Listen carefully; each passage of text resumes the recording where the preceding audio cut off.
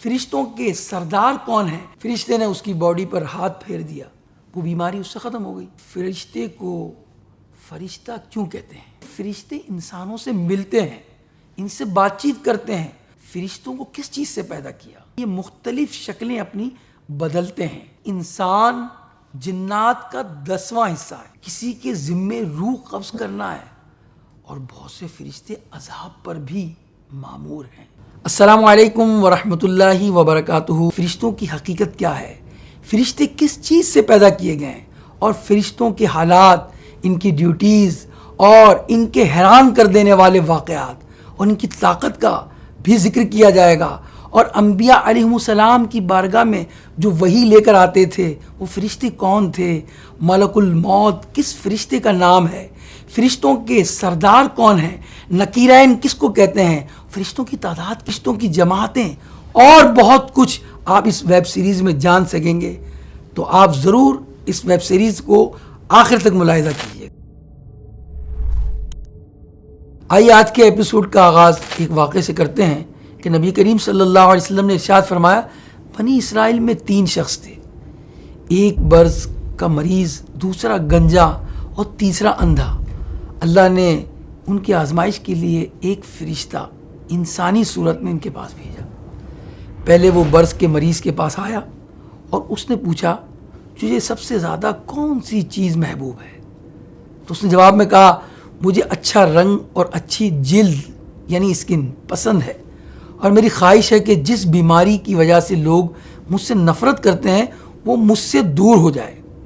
فرشتے نے اس کی باڈی پر ہاتھ پھیر دیا، وہ بیماری اس سے ختم ہو گئی، اس کا کلر بھی اچھا ہو گیا اور اس کی جلد بھی اچھی ہو گئی۔ فرشتے نے پھر اس سے پوچھا، تجھے کون سا مال زیادہ پسند ہے؟ تو اس نے جواب میں کہا، مجھے اونٹنی پسند ہے۔ اس وقت اسے 10 ماہ کی حاملہ اونٹنی دے دی گئی، اور فرشتے نے اسے دعا دی کہ اللہ تعالیٰ تجھے اس میں برکت دے۔ پھر وہ فرشتہ گنجے کے پاس آیا جس کے بال نہیں تھے، اس سے پوچھا، تجھے کون سی چیز سب سے زیادہ محبوب ہے؟ تو اس نے کہا، مجھے خوبصورت بال زیادہ پسند ہیں، اور میں چاہتا ہوں کہ جس چیز کی وجہ سے لوگ مجھ سے گھن کھاتے ہیں وہ مجھ سے دور ہو جائے۔ فرشتے نے اس پر ہاتھ پھیرا تو اس کی وہ چیز جاتی رہی جس سے لوگ اسے گھن کھاتے تھے، اور اس کے سر پر بہترین بال اگائے۔ فرشتے نے پوچھا، تجھے کون سا مال زیادہ پسند ہے؟ اس نے کہا، مجھے گائے بہت پسند ہے۔ چنانچہ اسے ایک حاملہ گائے دے دی گئی، اور فرشتے نے اس کے لیے دعا دی کہ اللہ تعالیٰ تیرے لیے اس میں برکت دے۔ پھر فرشتہ اندھے کے پاس آیا اور اس سے کہا، تجھے سب سے زیادہ کون سی چیز محبوب ہے یعنی پسند ہے؟ تو اس نے کہا، مجھے یہ پسند ہے کہ اللہ تعالیٰ میری بینائی مجھے واپس کرے تاکہ میں لوگوں کو دیکھ سکوں۔ فرشتے نے اس پر ہاتھ پھیر دیا، اس کی آنکھیں روشن ہو گئیں۔ پھر اس سے پوچھا، تجھے کون سا مال پسند ہے؟ اس نے کہا، بکریاں۔ چنانچہ اسے ایک حاملہ بکری دے دی گئی۔ اب اونٹنی، گائے اور بکری نے بچے دینا شروع کیے۔ تھوڑے ہی دنوں میں ان کے جانور اتنے بڑے ہو گئے کہ ایک کے اونٹوں میں، دوسرے کی گایوں میں اور تیسرے کی بکریوں سے ایک پوری وادی بھر گئی۔ پھر فرشتہ اس برص کے مریض کے پاس اس کی پہلی صورت یعنی برص کی حالت میں آیا اور اسے آ کر کہا، میں ایک غریب اور مسکین شخص ہوں، میرے پاس زیادہ راہ یعنی سفر کا سامان ختم ہو گیا ہے، اور واپس جانے کی اب کوئی صورت نظر نہیں آ رہی، مگر مجھے اللہ کی رحمت سے امید ہے، اور میں تیری مدد کا طلبگار ہوں۔ جس ذات نے تجھے خوبصورت رنگ دیا، اچھی جلد دی اور تجھے مال بھی دیا، میں تجھ سے اس ذات کا واسطہ دیتا ہوں کہ آج مجھے ایک اونٹ دے دے تاکہ میں اپنی منزل تک پہنچ سکوں۔ یہ سن کر اس نے انکار کرتے ہوئے کہا، میرے حقوق بہت زیادہ ہیں۔ تو فرشتے نے کہا کہ میں تجھے جانتا ہوں، کیا تو وہی نہیں جس کو برص کا مرض تھا اور لوگ تجھ سے نفرت کیا کرتے تھے، اور تو فقیر اور محتاج تھا، پھر اللہ نے تجھے مال عطا کیا؟ اس نے کہا، مجھے تو یہ سارا مال وراثت میں ملا ہے، اور نسل در نسل یہ مال مجھ تک پہنچتا رہا۔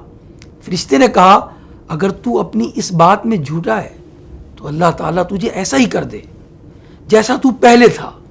پھر وہ فرشتہ گنجے کے پاس گیا، پہلی صورت میں آیا اور اسے بھی وہی بات کہی جو برس والے سے کہی تھی. اس نے بھی برس والے کی طرح اسے جواب دیا، یعنی جھوٹ بولا. فرشتے نے کہا اگر تو اپنی بات میں جھوٹا ہے تو اللہ تعالیٰ تجھے تیری سابقہ یعنی پہلی والی حالت پر لوٹا دے.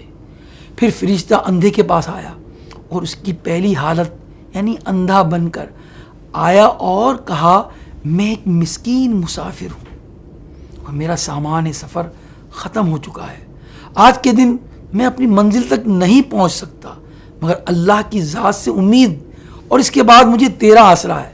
میں تجھے اس ذات کا واسطہ دے کر تجھ سے سوال کرتا ہوں کہ جس نے تجھے آنکھیں عطا فرمائیں مجھے ایک بکری دے دے تاکہ میں اپنی منزل تک پہنچ سکوں. وہ کہنے لگا میں تو پہلے اندھا تھا پھر اللہ نے مجھے آنکھیں عطا فرمائیں. تو جتنا چاہے اس مال میں سے لے لے اور جتنا چاہے چھوڑ دے. اللہ پاک کی قسم تو جتنا مال اللہ کی خاطر لینا چاہے لے لے، میں تجھے مشقت میں نہ ڈالوں گا یعنی منع نہیں کروں گا. یہ سن کر فرشتے نے کہا تیرا مال تجھے مبارک ہو، یہ سارا مال تو اپنے پاس ہی رکھ. ہم تو تینوں شخصوں کا امتحان لے رہے تھے، تیرے لیے اللہ کی رضا اور تیرے دونوں دوستوں یعنی کوڑی برس والے اور گنجے کے لیے اللہ کی ناراضگی ہے. اس اسٹوری سے ہمیں پتہ چلا کہ انسان کو کبھی اپنی مال کی چاہت اور محبت میں اتنا غافل نہ ہونا چاہیے کہ وہ اپنے پرانے حالات اور اپنی اوقات ہی کو بھول جائے. اور یہ بھی معلوم ہوا کہ فرشتے انسانوں سے ملتے ہیں، ان سے بات چیت کرتے ہیں، اللہ کے حکم سے ان کے حالات بھی بدلتے ہیں. یہ تو تھا ایک واقعہ، لیکن ہم آتے ہیں اب اپنے اصل ٹاپک کی طرف اور سب سے پہلے بتاتے ہیں کہ فرشتے کو فرشتہ کیوں کہتے ہیں. دراصل فرشتہ اردو زبان کا لفظ ہے، عربی میں اس کو ملک کہتے ہیں اور ملک کی جمع ملائکہ ہے اور انگلش میں اس کو کہتے ہیں اینجل. فرشتوں کو ملائکہ اس وجہ سے بھی کہا جاتا ہے کہ یہ اللہ پاک کے پیغامات اس کے مقبول اور مقرب بندوں تک پہنچانے کی ڈیوٹی انجام دیتے ہیں. فرشتے اللہ تعالیٰ اور مسلمانوں کے درمیان واسطے اور وسیلے کی حیثیت رکھتے ہیں. ڈیئر ویورز، اگر بات کی جائے فرشتوں کی حقیقت کے متعلق کہ اللہ تبارک و تعالیٰ نے فرشتوں کو کس چیز سے پیدا کیا تو سنیے. علماء کرام فرماتے ہیں کہ فرشتے اللہ تعالیٰ کی نوری مخلوق ہیں، یعنی اللہ تعالیٰ نے انہیں نور سے پیدا فرمایا ہے اور یہ نوری اجسام ہیں اور اللہ تبارک و تعالیٰ نے انہیں قدرت دی ہے کہ یہ مختلف شکلیں اپنی بدلتے ہیں. نبی کریم صلی اللہ علیہ وسلم نے فرمایا فرشتوں کو نور سے اور جنوں کو آگ کے شعلے سے اور سیدنا آدم علیہ السلام کو مٹی سے اللہ نے پیدا کیا. ویورز، ایک سوال اور پیدا ہوتا ہے ذہن میں کہ اللہ کی یہ نوری مخلوق اس کی خوراک کیا ہے؟ What they eat, what they drinking, یہ کیا کھاتے ہیں، کیا پیتے ہیں؟ تو جان لیجیے کہ فرشتے نہ تو کھاتے ہیں، نہ پیتے ہیں اور نہ یہ نکاح کرتے ہیں. اللہ پاک نے ان کے لیے تسبیح کو ایسے ہی مقرر کر دیا ہے جیسے انسانوں کے لیے سانس کو. قرآن مجید میں اللہ تعالیٰ ارشاد فرماتا ہے یسبحون اللیل والنہار لا یفترون، یعنی فرشتے رات دن اس کی پاکی بولتے ہیں اور سستی نہیں کرتے. اسی طرح ایک اور مقام پر رب کریم فرماتا ہے اور تم فرشتوں کو دیکھو گے عرش کے آس پاس ہلکا کیے اپنے رب کی تعریف کے ساتھ اس کی پاکی بولتے. عام انسان فرشتوں کو ان کی اصل حالت میں نہیں دیکھ سکتے کیونکہ عام انسان کی آنکھ صرف ڈینس اور مٹیریل اجسام کو دیکھ سکتی ہے اور ان مٹیریل ڈیلیکیٹ تھنگس نہیں دیکھ سکتی. لیکن یہ عام انسانوں اور عام نظروں کی بات کر رہے ہیں اور اللہ پاک کے وہ ولی جن کی باطنی نگاہیں روشن ہو چکی ہوتی ہیں وہ تو نہ صرف فرشتوں کو دیکھ سکتے ہیں بلکہ وہ ان سے ملاقات بھی کر سکتے ہیں اور ان سے ڈیفرنٹ بینیفٹس بھی لے سکتے ہیں. ڈیئر ویورز، یہ بات خاص طور پر آپ نے یاد رکھنی ہے کہ فرشتے کسی نیکی کی قوت کا نام نہیں بلکہ یہ مستقل اللہ پاک کی ایک مخلوق ہے اور ان کے وجود کو ماننا ہمارے ایمان کا پارٹ ہے. ان کو مانے بغیر کوئی مسلمان نہیں ہو سکتا. اللہ پاک قرآن مجید میں فرماتا ہے آمن الرسول بما انزل الیہ من ربہ والمؤمنون کل آمن باللہ وملائکتہ. رسول یعنی محمد صلی اللہ علیہ وسلم ایمان لایا اس پر جو اس کے رب کے پاس سے اترا، اور ایمان والے سب نے مانا اللہ اور اس کے فرشتوں کو. اگر بات کی جائے فرشتوں کی تعداد کے بارے میں تو یہ آپ جان کر سرپرائزڈ ہو جائیں گے کہ روایت میں آتا ہے کہ انسان جنات کا 10واں حصہ ہے، 1/10.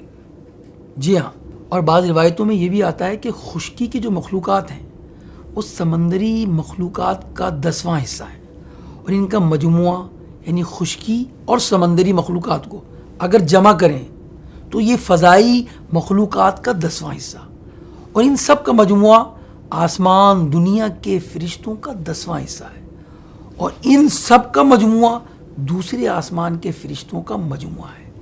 اسی طرح 7 آسمان تک فرشتوں کی تعداد ہے، اور ان سب کا مجموعہ ان سب کو جمع کر دیں تو یہ کرسی کے فرشتوں کی تعداد کا 10واں حصہ ہے، اور اس کا مجموعہ حاملین عرش کے فرشتوں کی تعداد کا 10واں حصہ ہے.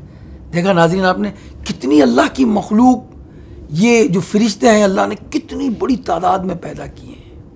ایک روایت میں سید عالم صلی اللہ علیہ وسلم نے فرمایا جنت میں ایک نہر ہے، اس میں جبریل داخل ہو کر اپنے پر جھاڑتے ہیں تو اللہ ان کے ہر قطرے سے ایک فرشتہ پیدا فرماتا ہے.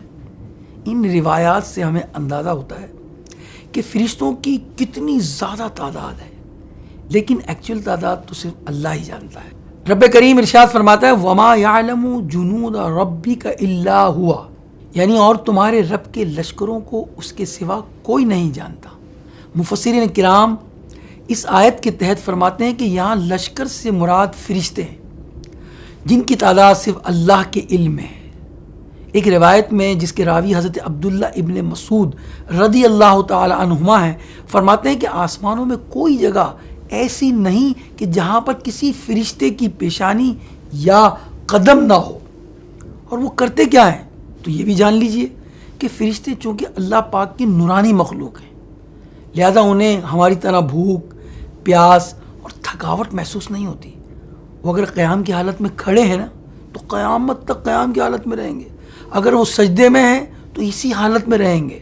قیام، رکوع، سجود، اللہ کی پاکی بیان کرنے والے فرشتوں کی علیحدہ علیحدہ جماعتیں ہیں، اور وہ ہزاروں لاکھوں سال سے اللہ کی عبادت میں ہمہ مصروف ہیں اور اس کی پاکی بیان کرتے ہیں، اور تا قیامت تک وہ اسی کنڈیشن میں رہیں گے.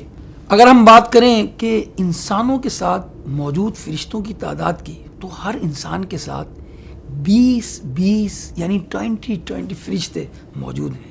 ایک نیکی لکھنے پر اسائنڈ ہے جبکہ ایک گناہ لکھنے پر مامور ہے.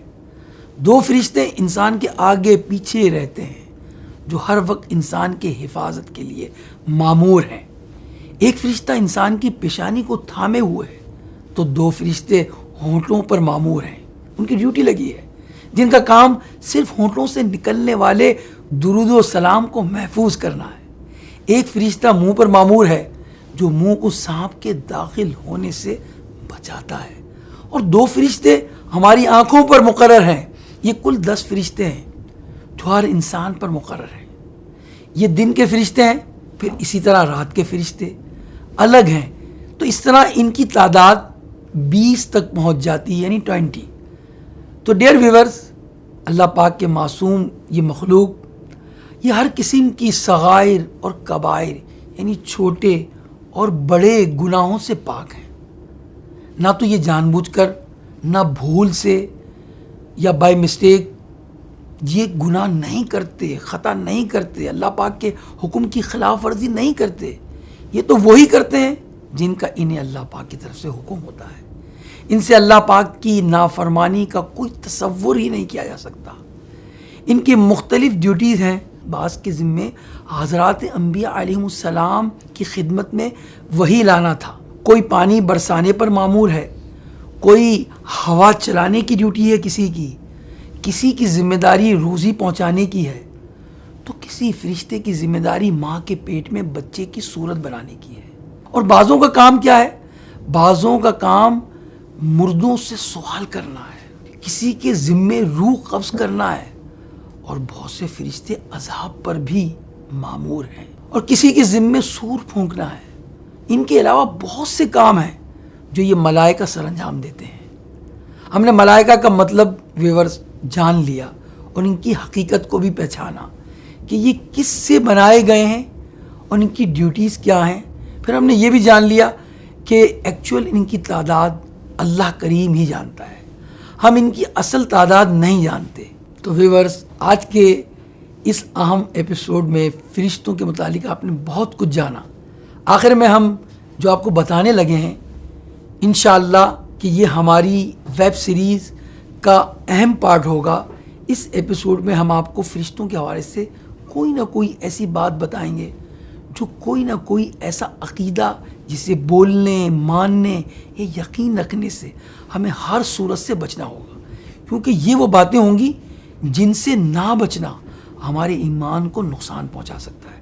چنانچہ فرشتوں کے بارے میں یہ عقیدہ رکھنا کہ فرشتہ تو ایک نیکی کی قوت کا نام ہے، اس کا کوئی وجود نہیں، یہ غیر اسلامی عقیدہ ہے۔ قرآن کریم اور احادیث مشہورہ میں بھی فرشتوں کا وجود کا ذکر آیا ہے۔ تو اگر کوئی شخص فرشتوں کے وجود کا انکار کرے گا تو وہ دائرہ اسلام سے خارج ہو جائے گا۔